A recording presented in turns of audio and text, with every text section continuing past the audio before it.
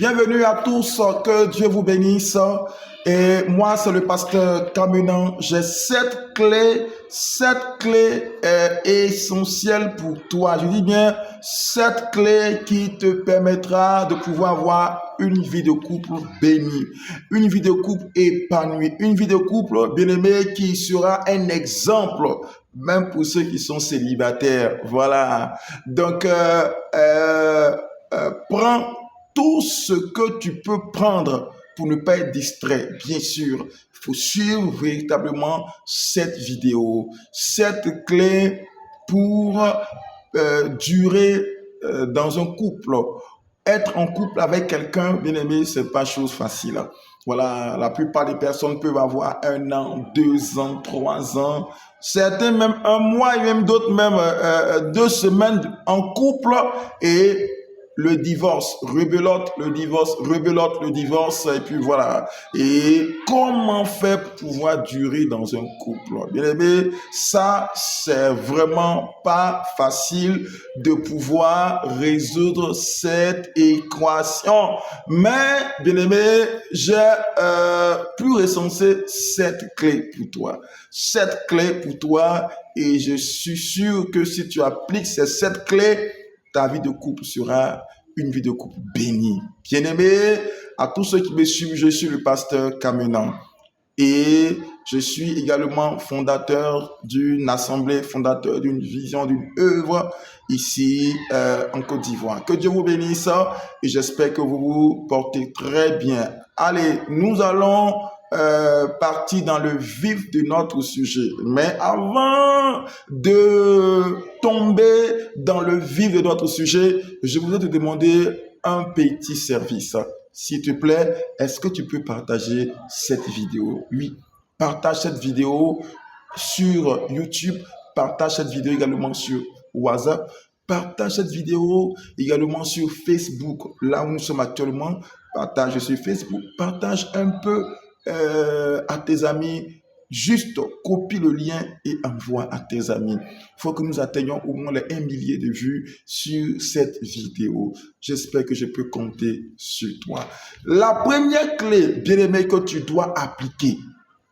Vous savez, quand une personne se marie avec une autre personne, quand 2 couples sont ensemble, c'est l'amour. Comprenez une seule chose, que c'est l'amour éros qui les attire à être ensemble. L'amour éros, c'est l'amour charnel. Ça veut dire, voir l'autre, par exemple, quand je vois une femme, ses rondeurs, je vois également des atouts physiques qu'elle a. Quand la femme également voit l'homme, il voit les atouts physiques de l'homme, grand détail, des tablettes de chocolat, comme on le dit ainsi. Voilà, quelqu'un qui est super intelligent, sous ses atouts moraux, des atouts physiques et moraux. Donc, quand on regarde toutes ces choses, ça attire. Voilà, donc on appelle ça l'amour éros. C'est basé sur la chair, sur le visuel. Mais lorsque vous êtes en couple, vous devez bien aimer savoir transformer le éros en agapéo. L'amour agapéo, c'est l'amour inconditionné et inconditionnel. C'est-à-dire, c'est un amour qui se manifeste sans intérêt aucun. Je vous le dis, que si vous n'arrivez pas à transformer votre amour éros en amour agapéo, vous n'allez pas pouvoir durer dans le couple. Pourquoi je le dis? Parce que l'amour agapéo va au-delà même de nos défauts. Vous savez, la Bible nous dit clairement, les Saintes Écritures nous disent, en l'occurrence, la Bible nous dit que l'amour couvre une multitude de péchés. L'amour couvre une multitude de péchés. Est-ce que quelqu'un m'entend?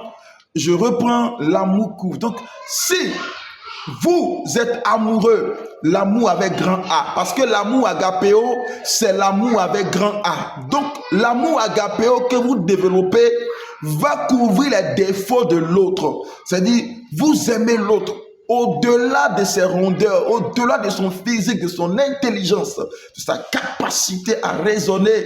Vous l'aimez. Vous l'aimez et vous avez envie d'être avec la personne. Pas pour son âge, pas pour ce qu'elle est, mais vous l'aimez parce que Dieu, dans sa grâce, aurait mis en vous l'amour agapéo. Dieu lui-même Qu'est-ce qui se passe dans le livre de Jean 3,16? Dieu a tant aimé le monde. Il a tant aimé le monde qu'il a donné son Fils unique, afin que quiconque croit en lui ne périsse point, mais qu'il ait la vie éternelle. Donc, si Dieu, il a aimé, qu'est-ce qu'un homme peut donner à Dieu? Il a tout. L'univers est sa création. Donc, qu'est-ce qu'un homme peut donner à Dieu? Rien. Mais Dieu a aimé l'homme. Si vous voulez réussir dans un couple, c'est vrai, le physique de votre femme vous a attiré. Le physique de votre homme vous a attiré.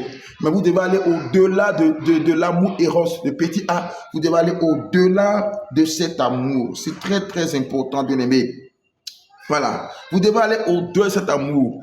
Et en allant au-delà de cet amour, cela vous permettra de comprendre votre partenaire et de pouvoir faire des concessions par rapport à certaines choses.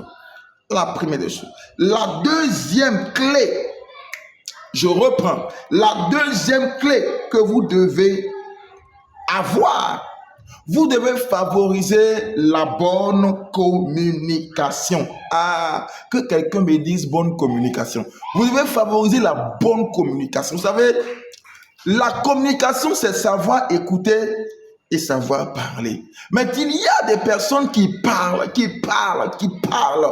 mais qui ne savent pas écouter. Si vous voulez mieux parler, apprenez aussi à écouter les autres, c'est important. La meilleure communication, c'est savoir parler et savoir écouter.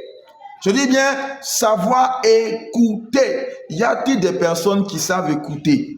Voilà. Parce que si vous ne savez pas écouter, vous allez tomber dans un piège un jour. Vous êtes en couple. À chaque fois, c'est parler, dictature, je veux ceci, je veux cela, je veux que mes enfants soient ceci, je veux que ma femme, écoute-moi bien, tu fais ceci, je rentre, tu prépares telle nourriture pour moi, tu prépares telle chose. Il faut souvent écouter. Vous savez, si vous ne savez pas écouter, vous allez penser que vous avez raison sur toute la ligne. Et vous allez commettre des erreurs graves que vous ne pourrez jamais rattraper. Si vous êtes en couple, quel que soit le niveau intellectuel de la personne, vous pouvez avoir un PhD, vous pouvez avoir un low background, vous pouvez avoir tout ce que vous pouvez, bien aimé, mais écoutez. Vous devez apprendre à écouter votre partenaire, écouter votre femme, écouter votre mari. C'est important. Même si elle ne sait pas parler le français ou l'anglais que vous parlez, même vous ne savez pas, même quel que soit, vous devez, bien aimé, avoir une oreille attentive à votre partenaire. C'est très important, bien aimé. Et je vous le dis, si la communication manque, vous ne pourrez jamais durer dans un couple. Parce que plusieurs personnes divorcent par manque de communication. Et il y a des problèmes graves qui surviennent. Quand vous allez même régler ces problèmes, vous vous rendez compte que c'est juste un manque de communication. Ce n'est rien d'autre, juste un manque de communication.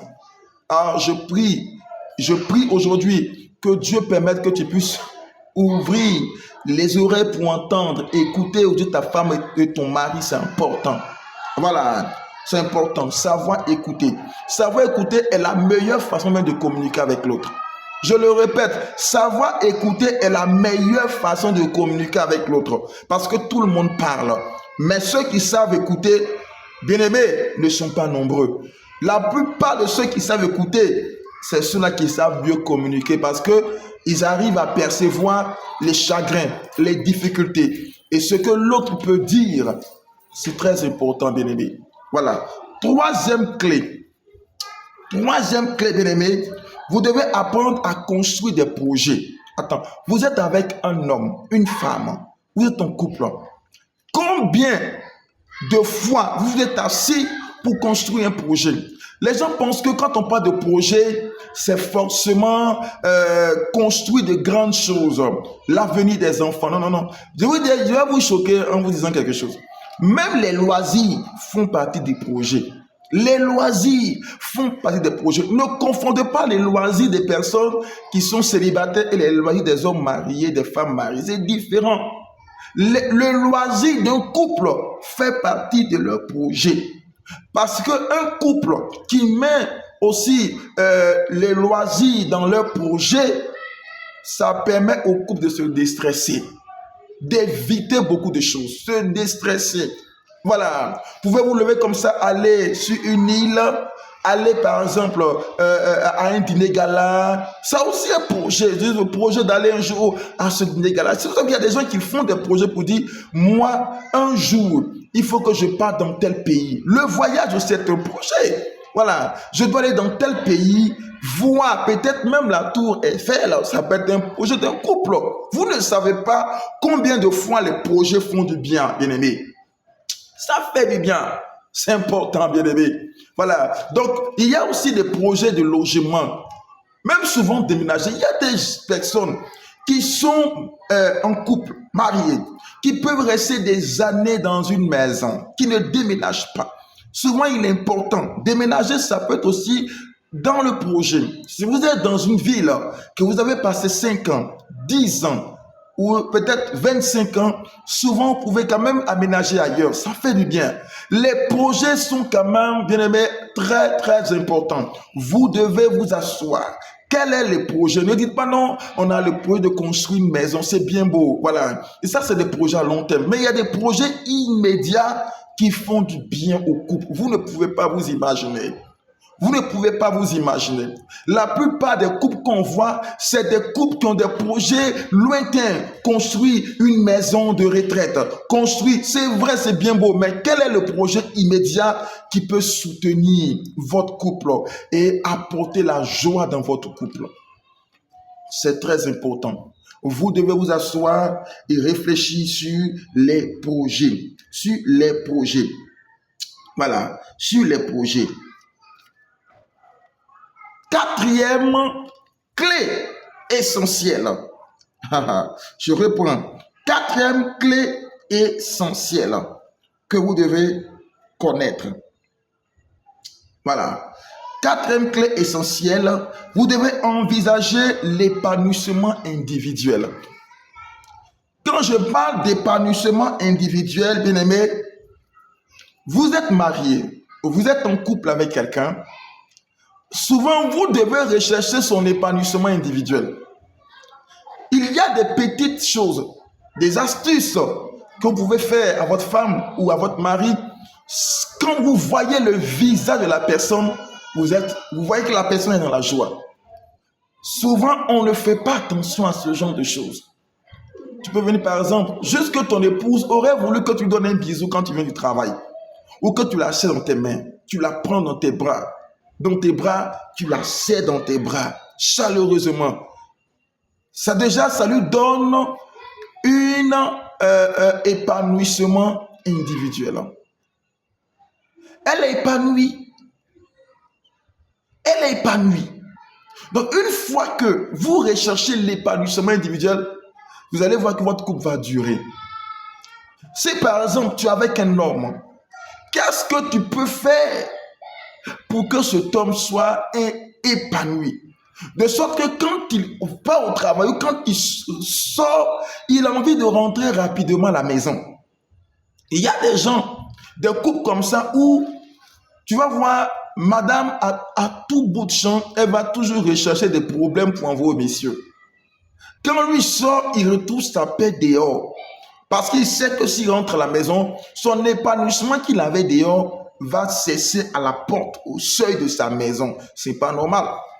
Vous voyez, il y a des couples même où madame, quand elle est assise, elle a envie de sortir pour aller causer avec ses amis. Une fois qu'une femme se sent à l'aise avec ses amis que son mari, c'est un danger.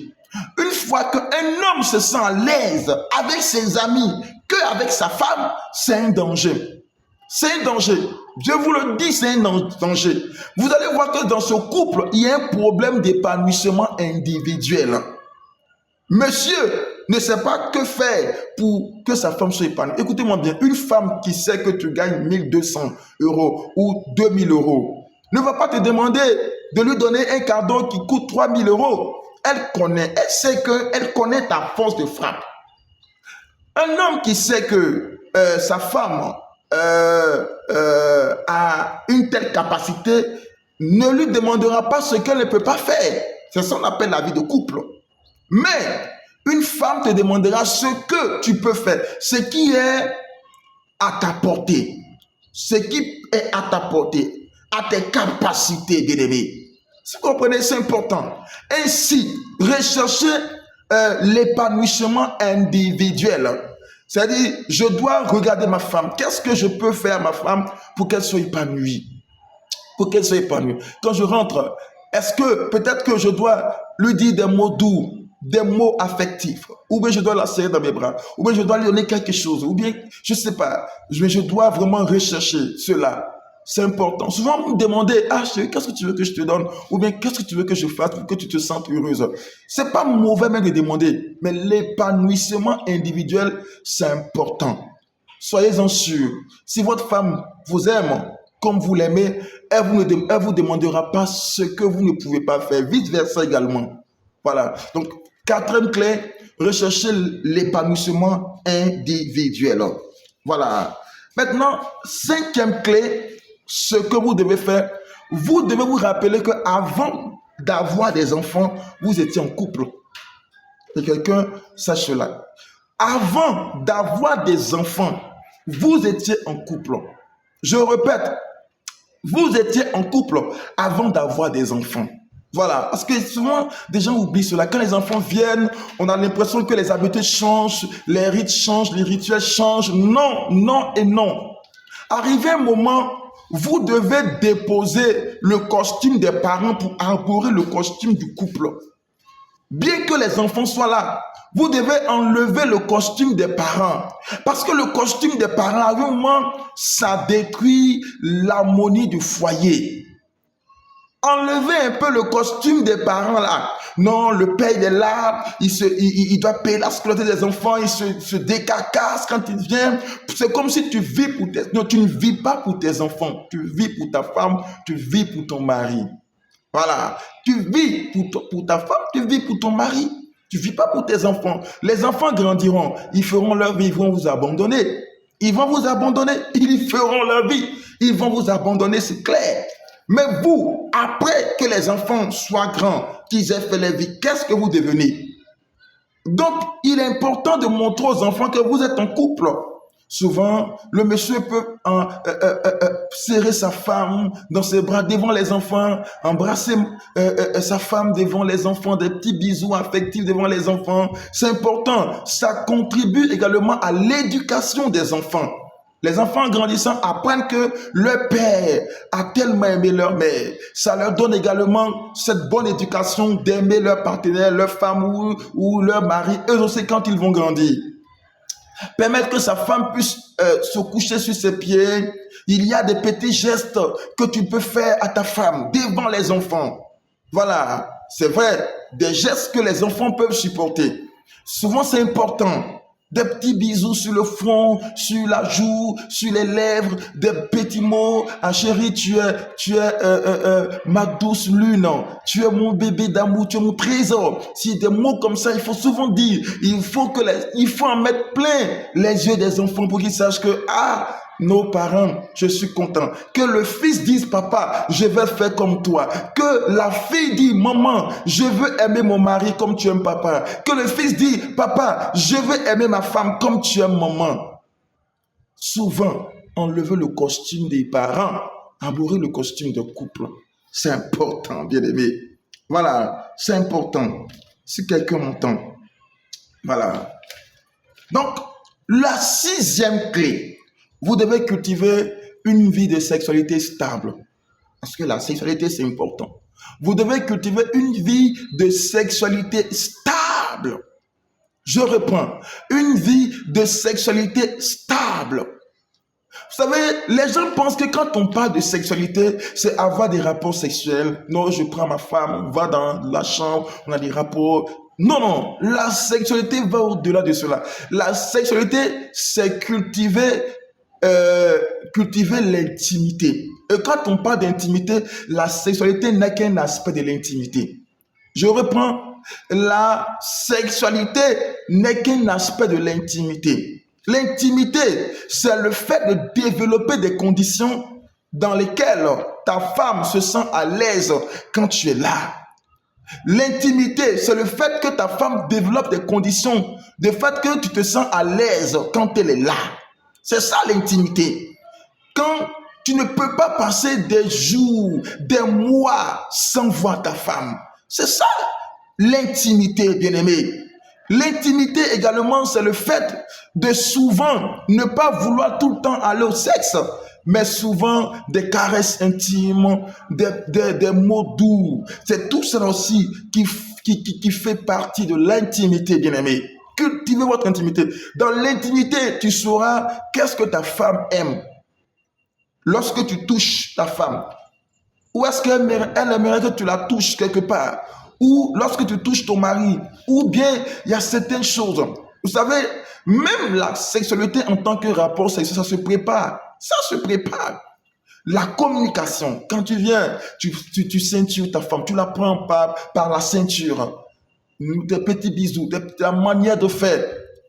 Même quand tu lui parles, elle sait que mon mari a envie de moi. Voilà. Souvent, c'est important de faire ce genre de choses-là. Cultiver la sexualité. Ce n'est pas forcément avoir des rapports. Avoir des rapports sexuels quand on veut ou où on veut, c'est bien beau. Voilà. Souvent aussi, même parlant des rapports, changer un peu les cadres. Les cadres. Voilà. Souvent, vous pouvez sortir un peu de la maison, aller peut-être quelque part, dans un hôtel fabuleux, quelque part, où vous vous sentez à l'aise. Vous pouvez changer le décor de la chambre. Vous pouvez changer le décor de la chambre. Changer peut-être le matelas du lit. Changer certaines choses ou aménager la chambre avec un décor féerique. Souvent, c'est important. Ça agrémente également la sexualité. Donc, cultivez votre sexualité. C'est important, bien aimé. C'est important. Et vous allez voir que votre couple va durer. Votre couple va durer. C'est important. Voilà. La septième clé que j'aimerais partager avec vous, c'est que vous devez savoir aborder vos désaccords. Il y a énormément de couples où il n'y a pas de souci, il n'y a pas de problème. Les couples, même les couples les plus glamour que vous voyez peut-être là, il y a toujours des points de désaccord. Il y a toujours des points de désaccord. Les gens sont souvent, voilà. Mais c'est parce que les gens savent aborder leur désaccord que vous ne voyez pas le scandale. Les gens font des palabres, vous ne voyez pas cela. Parce qu'ils savent aborder leur désaccord. Quand vous êtes sur le point de maîtriser le désaccord qui vous lie à votre partenaire, vous êtes un couple mature. La septième clé est faite pour des couples matures, des couples qui sont vraiment matures. Voilà. Maintenant, comment aborder les désaccords? Vous devez d'abord regarder ou bien faire attention au langage que vous employez. Quand vous voulez aborder un désaccord avec votre femme ou votre mari, apprenez à respecter d'abord la personne qui est devant vous. Voilà. Apprenez à respecter la personne qui est devant vous. Vous n'êtes pas un dictateur dans un couple pour ne même pas regarder votre manière de parler à votre femme. Non, non, non. C'est les dictateurs, les gens qui s'en foutent, ils parlent comme ils veulent. Ils ne sont pas contents. Même quand vous n'êtes pas content, vous devez regarder l'environnement. Deux, le langage, un langage respectueux, un langage poli. Pour dire à l'autre qu'on n'est pas d'accord, il faut employer un langage poli, un langage respectueux. Voilà, vous devez savoir choisir l'environnement. Souvent, le lieu, l'environnement. Vous ne pouvez pas dire des choses à votre femme comme si votre femme est votre enfant. Votre femme n'est pas votre enfant. Il y a des hommes qui pensent que leur femme est leur enfant. Ta femme n'est pas ton enfant. Votre femme n'est pas vos enfants. Les femmes ne sont pas vos enfants. C'est votre femme, votre épouse. La Bible nous dit la chair de ta chair. Alors, comment est-ce que tu peux la prendre et lui parler comme ton enfant et au milieu de tes enfants?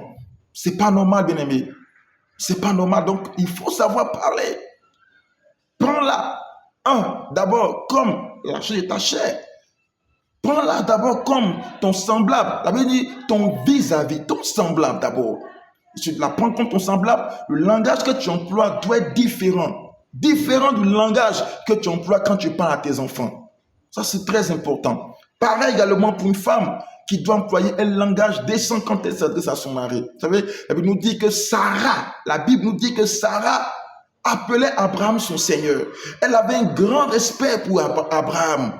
Donc les femmes, quand vous avez un désaccord, que vous voulez parler à votre mari, ne parlez jamais à votre mari devant le public, devant vos enfants. C'est dans la chambre, dans le lieu secret. Et vous devez employer des mots doux, des mots qui vont toucher le cœur de votre mari. Voilà, de votre mari, afin qu'il puisse vous écouter. Si vous employez un discours, un langage qui dit qui ne veut rien savoir, vous laissez tomber. Revenez encore l'autre jour avec d'autres mots plus doux. Il acceptera. Parce que souvent les hommes ont leur orgueil. Voilà. Donc, sachez aborder vos désaccords. N'ayez pas peur.